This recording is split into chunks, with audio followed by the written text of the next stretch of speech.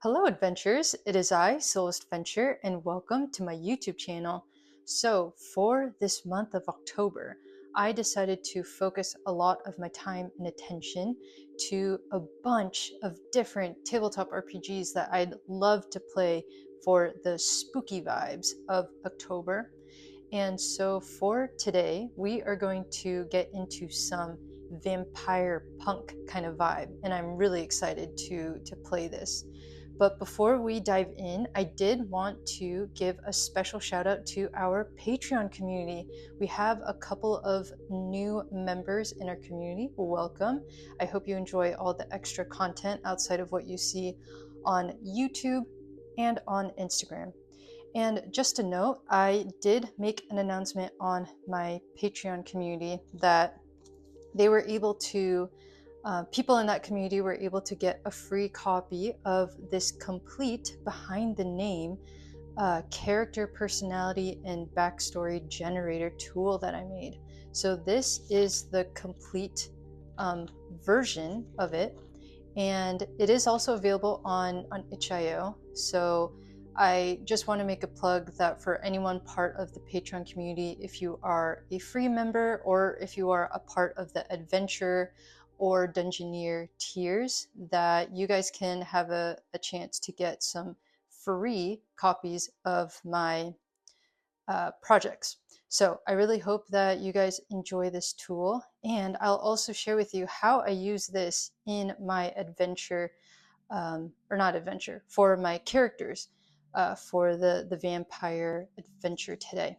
And yeah, I'm really excited. I hope you are able to download this, enjoy it. You can print it out if you want, but it does like take up a lot of ink, but I also just love how cool it like turned out. But anyways, so yeah, I hope you enjoy this tool. And now we will dive into the world of vampires in Borg.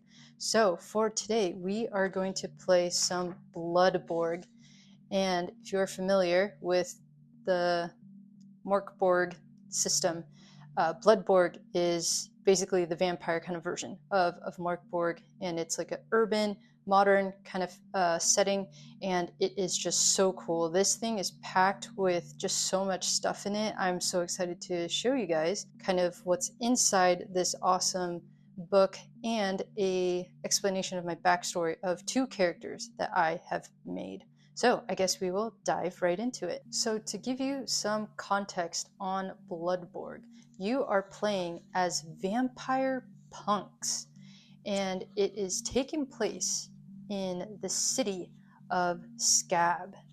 And Scab is this city that is messy, a lot of crime, very unsafe.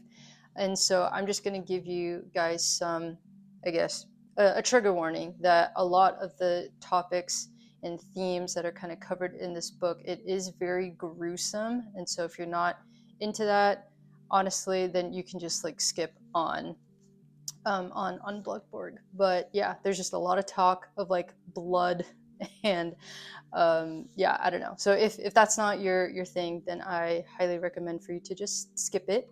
But there is also a nice kind of explanation here for safety.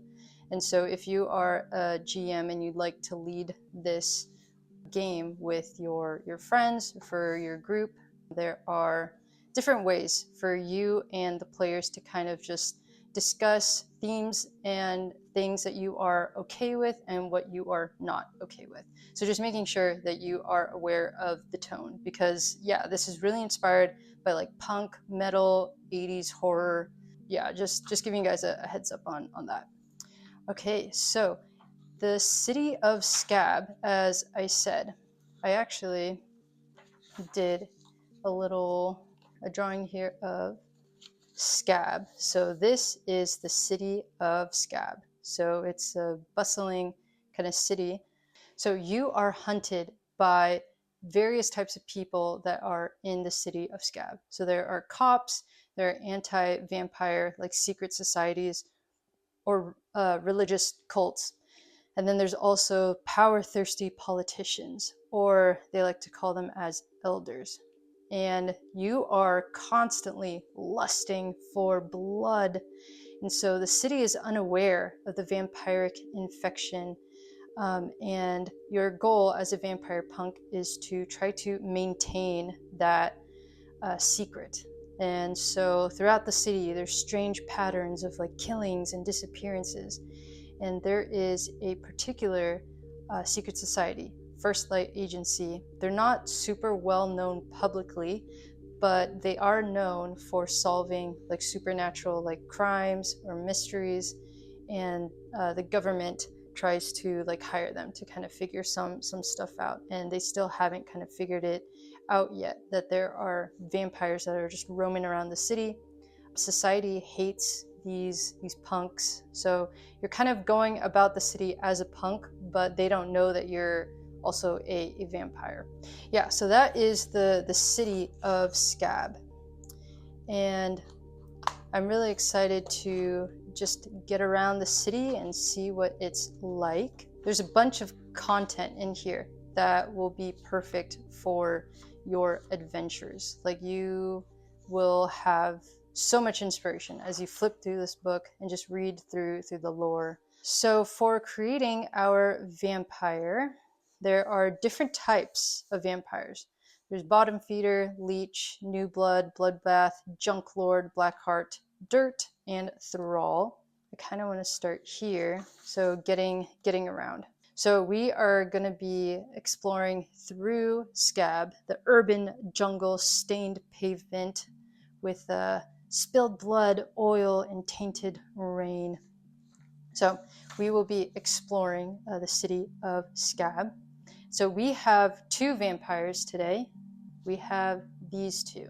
So this is our male vampire and then a female vampire. So we have here Jex Moore. So Jex Moore is a new blood, and his backstory, he is 18 years old, male, and his backstory over here. So basically, when he was younger, his dad gave up on Jex and left him on the streets. He was struggling with the death of his wife, and he just could not take care of Jex. So they basically just like split off ways, and now Jex is kind of just on the streets trying to fend for himself. He is an artist and a musician. He plays guitar, and that's also his weapon as well. And he is considered a brainy student. So he's very smart, but also just being on the streets, he's also developed street smarts. So he has learned kind of who to trust in the urban jungle and who not to trust. The cool thing about Bloodborg is vampires have hunters. So it's like a tension die of D20, then once it reaches to a D4 and it's a 1 or a 2, then you are going to be hunted by your hunter, and he's really close to chasing you and getting you. So there's basically this freak that is after Jex, and this freak is a famous rock star, well known throughout Scab, but the freak doesn't know that Jex knows this. So this particular freak, he murdered quite a few people in his like musical like career. So as he was trying to just make a name for himself in Scab through music, he unfortunately killed people to get to where he is now. And so that is the secret that Jex is aware of this hunter.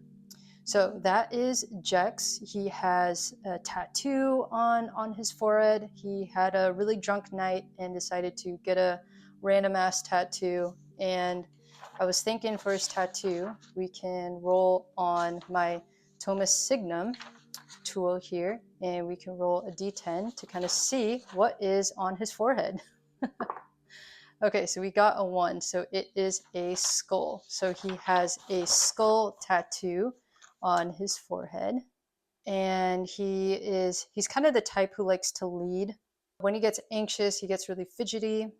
There is a memory that he has, and I actually got that from using my behind the name tool generator. So I have a table here of childhood memories. I forgot what he rolled. I'm trying to remember. I think it was he got a 7, I think, an injury that left a scar. And so that quote unquote injury, so it's a memory of an old lady that was crossing the street and she was craving his blood, and she just like grabbed him and bit him. And in defense, of course, Jex like grabbed his knife and started like stabbing her to like get away.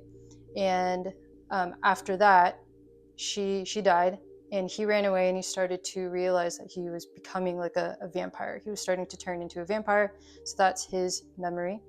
Jex is kind of tired of how vampires are looked down upon, and he just hates how like the community of like vampires are on the outskirts of like the city, and he thinks that it's about time that vampires take control of the city. So he just hates how like punks, like vampire punks in general, are hated on, basically. And then another random thing that he likes, he loves billboard signs. And he has spray paint and a skateboard. So he likes to skateboard around the city and spray paint billboard ads, basically. So yeah, so that's a little bit about him. He's like a badass with a leather jacket. Yeah, so that is Jex for you. And then now we have Sable Everin. So Sable is Jex's girlfriend. So they're both 18 years old. She is a different type of vampire, though. She is a Blackheart. So this is Sable. So Sable over here, her backstory is she used to be a hippie. I mean, she's definitely the type who is like eye for eye. Like she likes things just, and she also likes to, get a little bit of some like petty revenge kind of a thing. So her story, how she turned into a vampire, she was doing a regular checkup at the doctor's office. Once she got there, she noticed that a different doctor was assigned to her, and so she didn't recognize this doctor. And so this doctor was craving her blood, and so he bit her. And of course, in defense, she starts like beating on the doctor, and she kind of like pulls out, like rips out a doctor's fang, and she wears that as a necklace to kind of just remind her of that moment when she realized that she was turning into a vampire. And I think I got that for this table, the D20 table of special artifacts. And I got for Sable here a necklace with a fang pendant.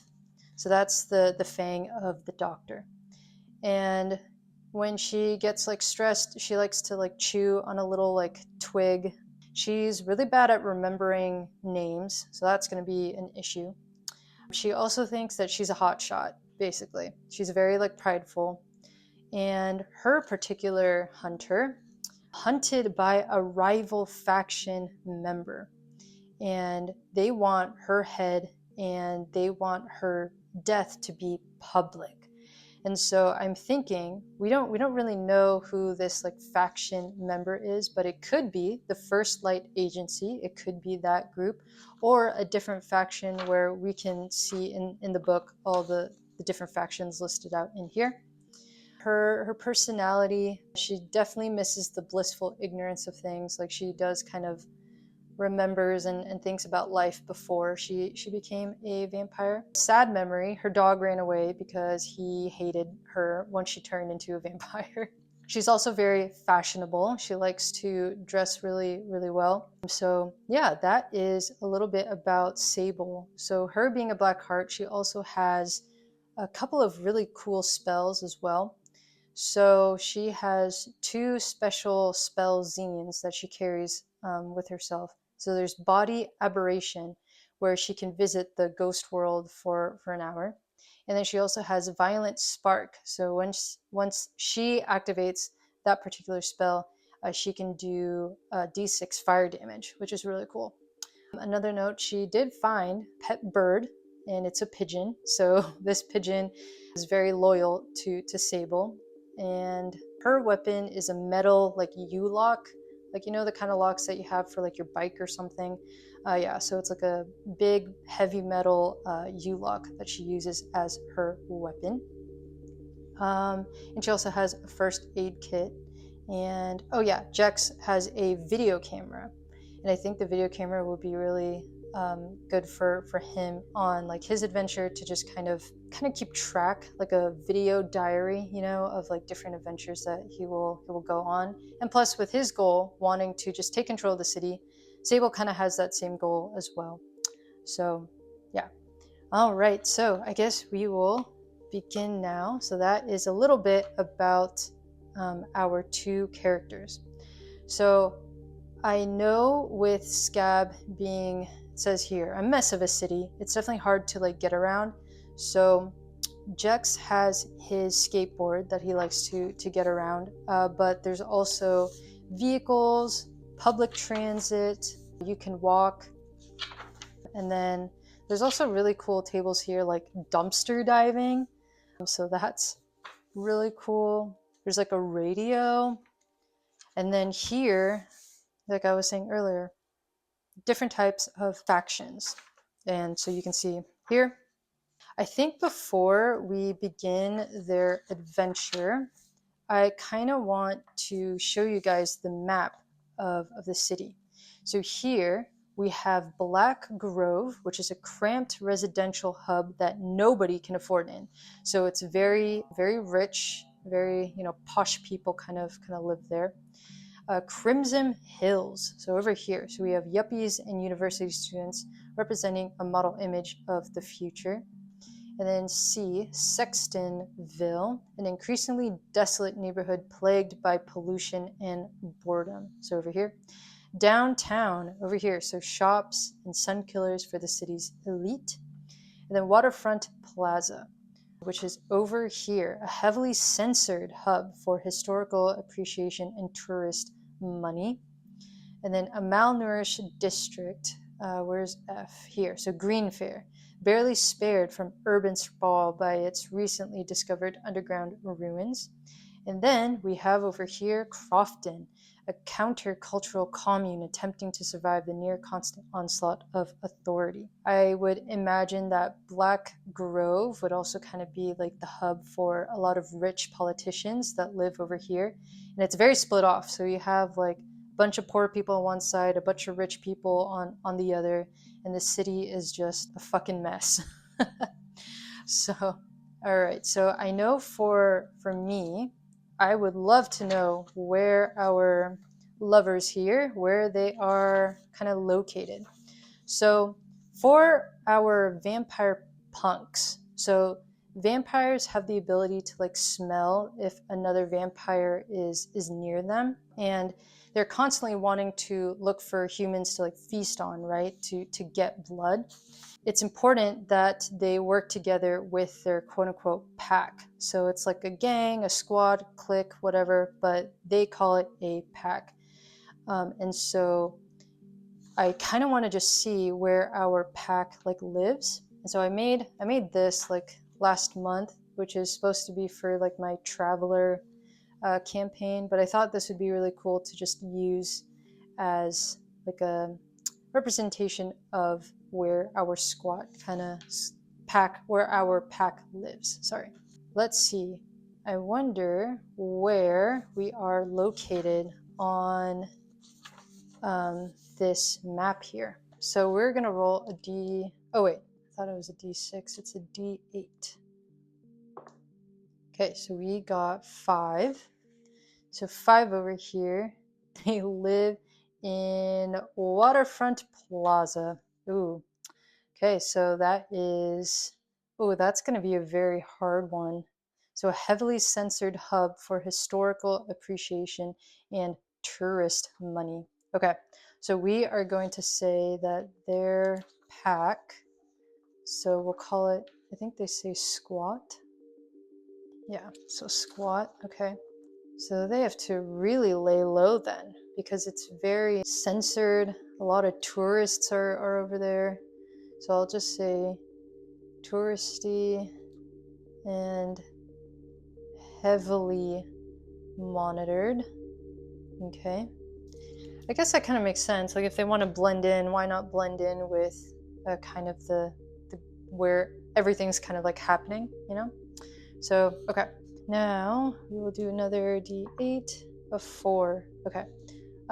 Ooh, a church basement. Ooh, that is so cool. Okay. So this will be the church basement here then. Perfect. So that is where our pack lives. Okay, so we can hide a lot of different stuff in our squat location. So we have like a inventory here. So how I'm kind of thinking about this particular church, I'm thinking that it would be like under construction, and so it would just be like fenced off. That's how I'm kind of thinking of it. This building, so this will represent our church, and so they are in the church basement, and I'd say that it is under construction, and there is a gate that's kind of, or not a gate, what is this? A fence. Yeah. So there is a fence that kind of protects it from, I guess, the everyday people that like pass by it. And so probably the locals, the tourists, they probably just pass by it, not really even like thinking about it. So even in this crazy city of Scab, there are still tourists who may be curious. So who knows? Who knows? And I would say that there is part of their pack. There is a police officer who is kind of there to protect this particular pack here. Yeah, so I will say, yeah, so Police Chief Charlotte Hatcher. Okay, so I'll make a note here. Okay, cool. So I am thinking that for this adventure, I want to just keep it simple. I want Sable and Jex to get blood, because the cool thing about this system is when you get blood, you can unlock some like really cool abilities and powers. And so I feel like that would be good for them, that they should get some blood in their system. And I want to say that it is nighttime. So it's nighttime and they are lusting for blood. I think, yeah, so I think that that's what we are going to do here. So they are in the waterfront plaza. So let's see. I wonder what is in the waterfront plaza. Okay, so it says here, those of us who live in Scab can't picture why anyone would want to visit, but those boring and foolish enough to do so tend to hang around here, visiting stuffy museums and getting swindled or pickpocketed by the locals who know the area well enough to get in, get paid, and get out unnoticed. All right, so there is a broadcast museum. It says here, relics collected from Green Fair ruins are on display here, including holy texts for a forgotten god called Necrubal, paintings depicting famine, sin, and war from a darker age. That's really cool. Waterfront pier. So the lengthy wooden pier has been decommissioned as an actual port for trade ships and replaced by a tourist trap complete with busking performers, fried food stands, and rickety carnival rides.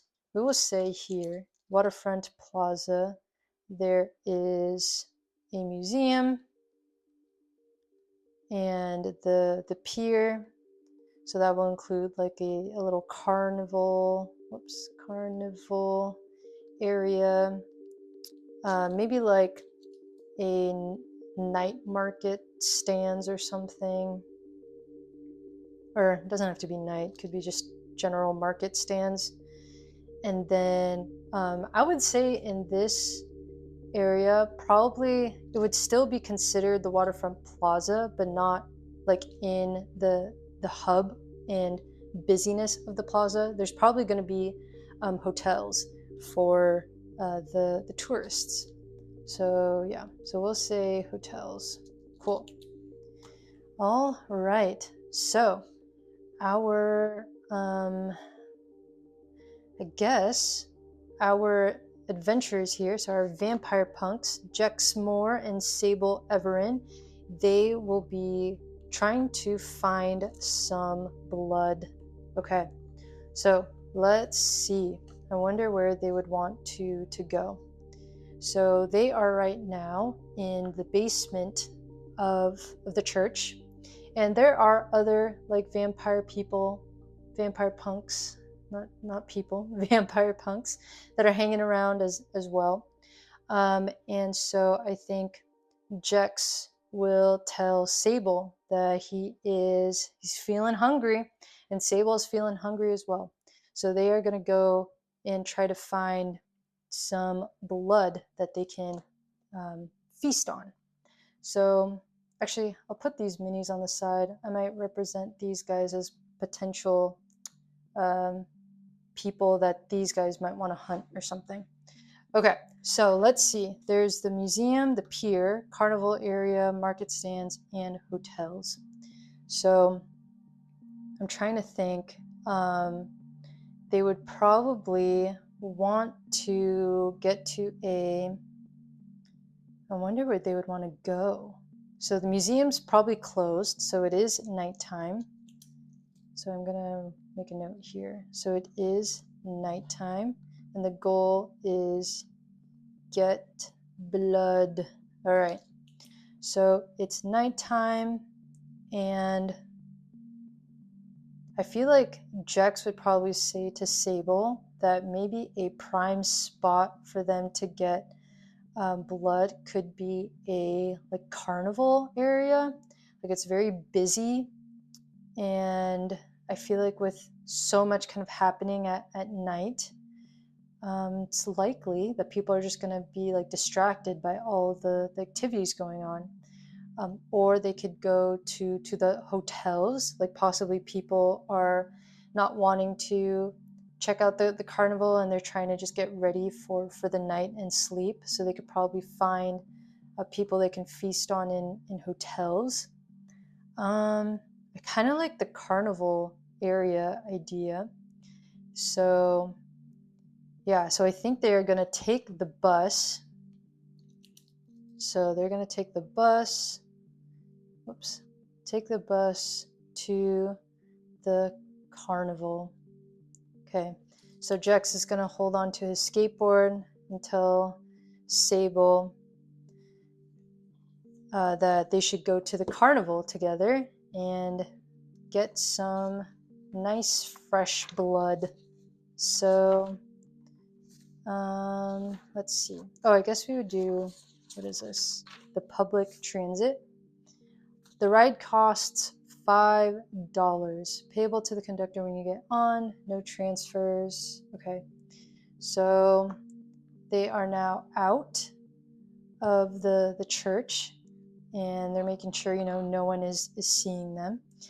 And they are going to go to the carnival and hop on a bus.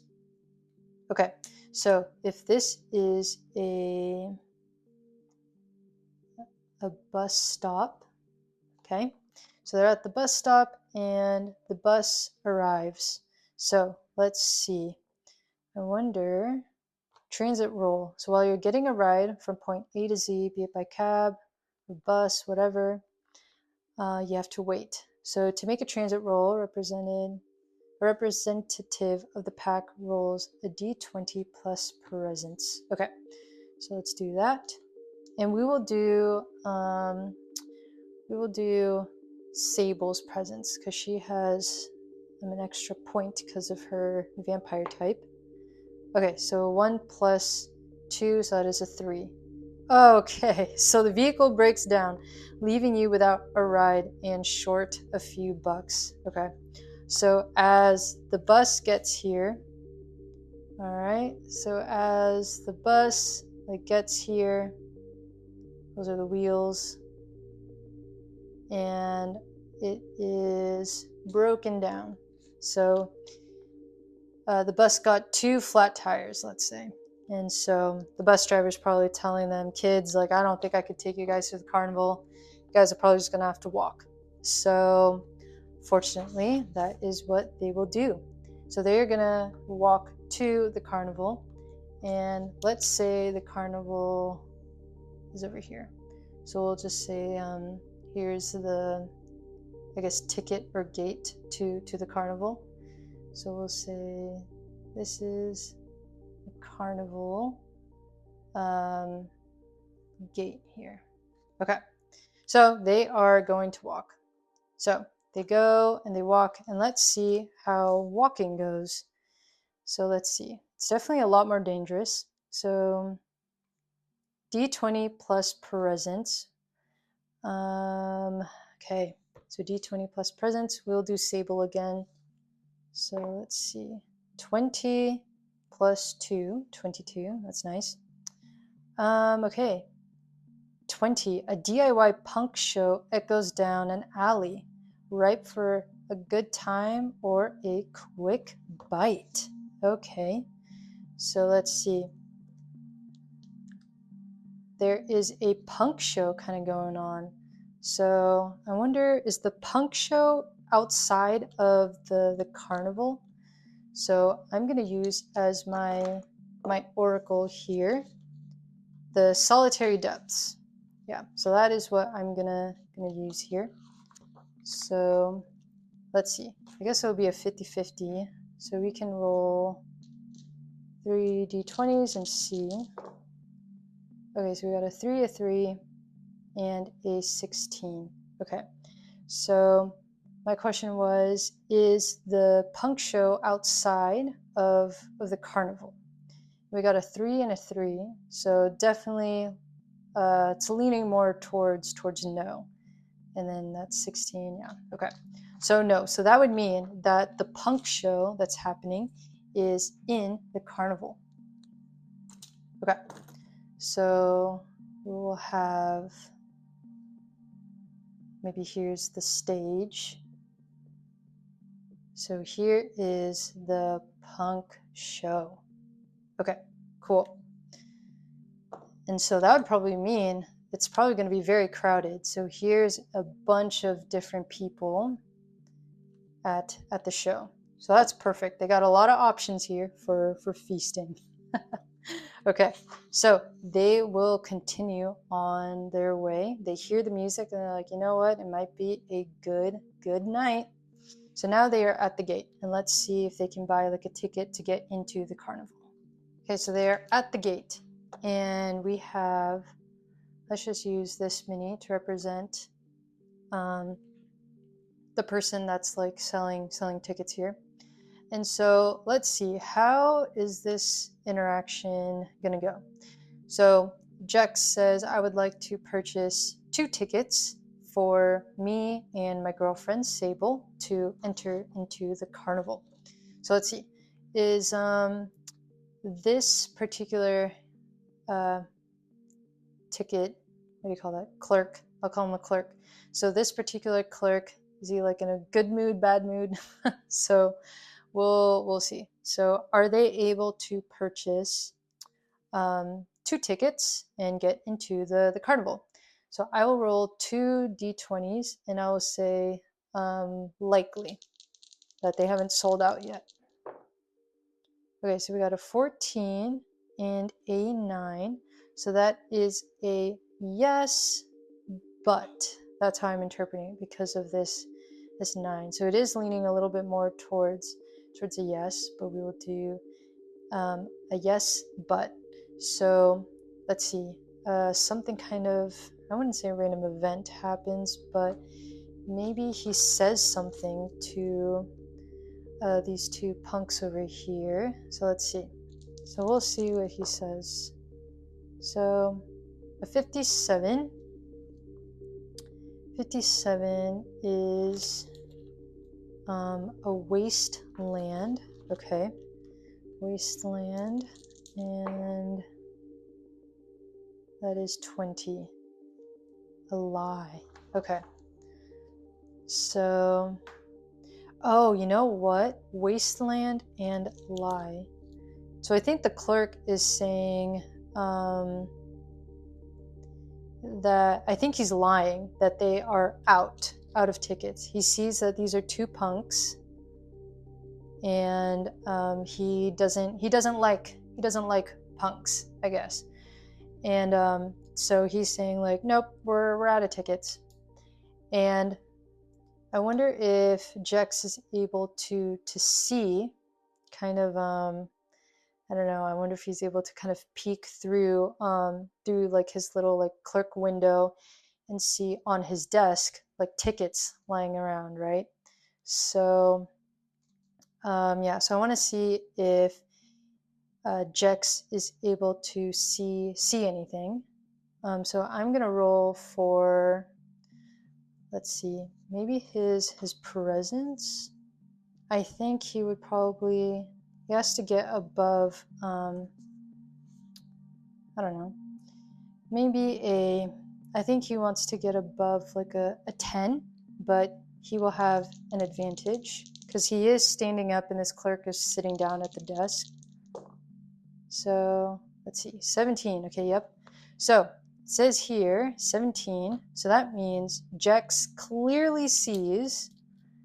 So Jex clearly sees that there are a ton of stubs, like ticket stubs. And this clerk is probably nervous looking at him, and he sees it.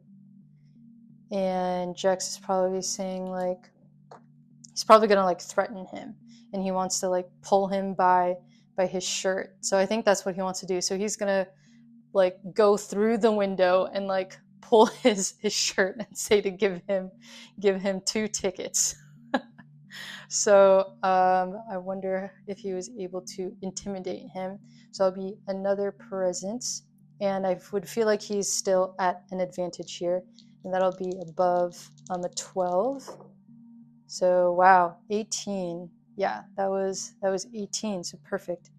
So that was a success. So scares him and scares the clerk.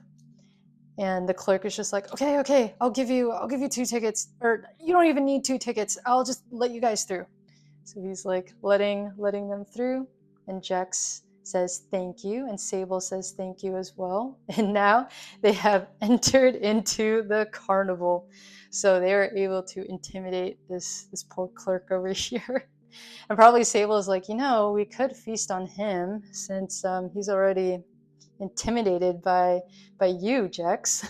And Jex is probably going to say, no, that's like too risky because he's the clerk, and that would be very suspicious if the clerk went missing. So Jex is telling Sable that they need to find 2 people that they can feast on, one for each of them, and they will see who they will kind of look for in the carnival.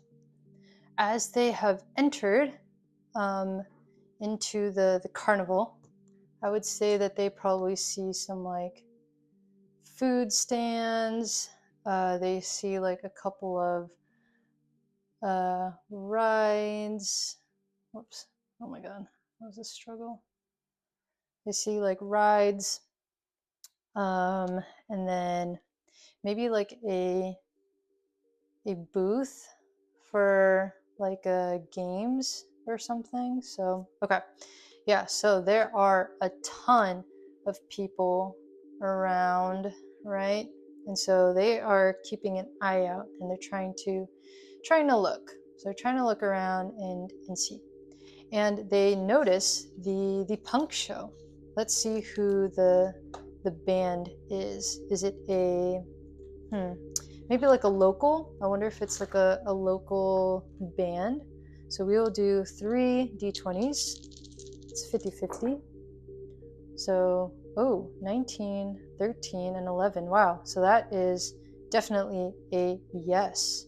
So it is a local band.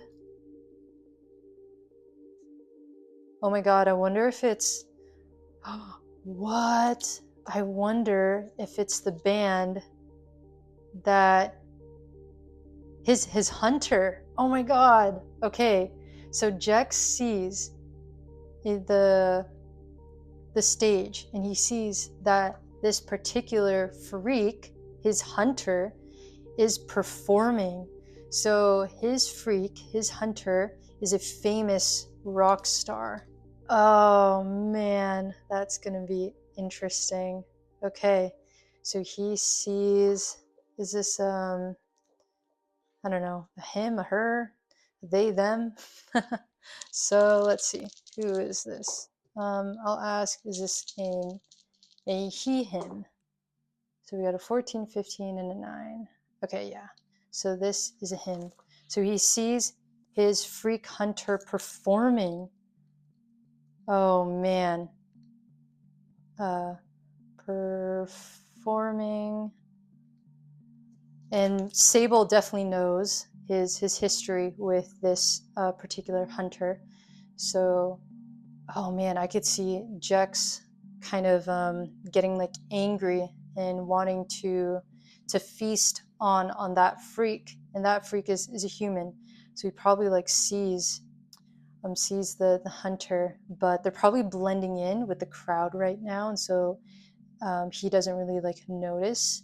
I would feel like that would be an 18. I don't think this guy would notice. 17, yeah, no.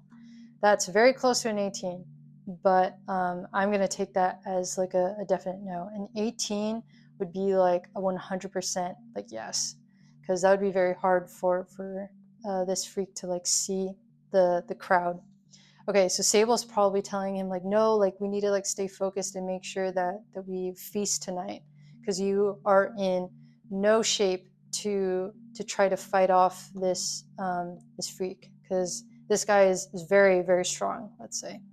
So okay, yeah. So I think I'm gonna leave it there for now. So he sees his hunter, but he's trying to like hold off and wait before he tries to kill his hunter there. And Sable's trying to like hold him back and say to focus. So oh, this is getting so exciting. Oh my god, I am so excited. So this is Jex and Sable and our Blood Borg adventure. Okay, yeah. So I think that is where I am going to leave it off for now. And I did want to make a plug that if you are interested in this, feel free to download this, the free version of it on itch.io. And then if you want the complete version, which is like the full 4 pages, um, then that will be, I think I said like $5, but the preview is free. So you get this page, this one, and this one. So up to you guys if you would like to purchase this. And I just appreciate all the support as usual. But yeah, that is where we're going to leave off for now. So this is Bloodborg, and this is turning out to be a really cool adventure. So thank you guys for the support as usual, and I really hope that you enjoyed this epic start of a crazy adventure of our vampire punks, Jex and Sable. Well, that is it for today. Until next time.